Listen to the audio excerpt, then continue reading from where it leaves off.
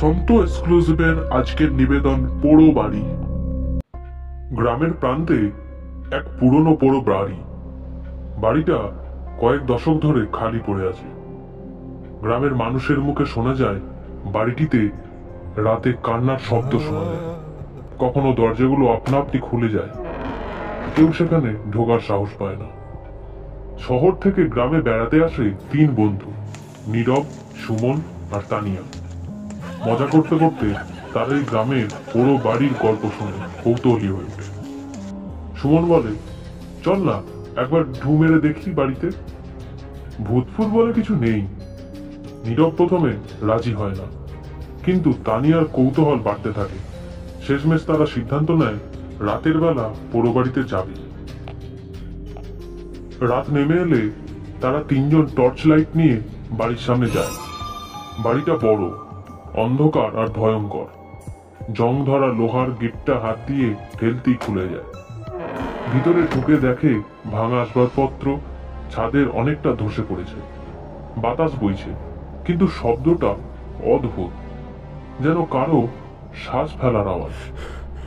তারা ভিতরে আরো এগিয়ে যায়। দেওয়ালে লালচে দাগ। তানিয়া ফিসফিস করে বলে, ওগুলো কি রক্ত? হঠাৎ তারা একটি ঘরে ঢুকে দেখে বিশাল একটি আয়না। আয়নায় তিনজনের প্রতিচ্ছবি স্পষ্ট দেখা যায়, কিন্তু প্রতিচ্ছবিগুলো যেন তাদের দিকে তাকিয়ে অদ্ভুত ভাবে হাসছে। সুমন বলে, এই জিনিসটা নড়ছে কেন? আচমকা একটা জোরালো আওয়াজ হয়। পেছনে ঘুরে দেখে দরজাটা আপনা আপনি বন্ধ হয়ে গেছে। তানিয়া বলে, আমরা এখানে কেন এলাম? এটা ঠিক হচ্ছে না। তারা আয়নাটা ছুঁতে যাবে, এমন সময় আয়নার ভেতর থেকে একটি হাত বেরিয়ে আসে। হাতটা নীরবের দিকে এগিয়ে যায়।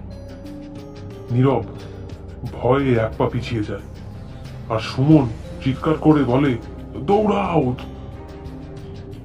ঘর থেকে বের হয়ে আসে দৌড়ে, কিন্তু দেখে বাড়ির দরজা কোথাও নেই। সব দরজা জানলা অদৃশ্য হয়ে গেছে।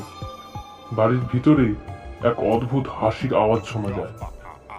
তারা আলাদা হয়ে পড়ে। তানিয়া এক কোণে বসে কাঁদতে থাকে। নীরব একটা পুরনো কাগজ পায়। সে কাগজে লেখা, এ বাড়ি থেকে মুক্তি পেতে হলে আয়নাটা ভাঙতে হবে। নীরব দ্রুত সুমন আর তানিয়াকে খুঁজে বের করে।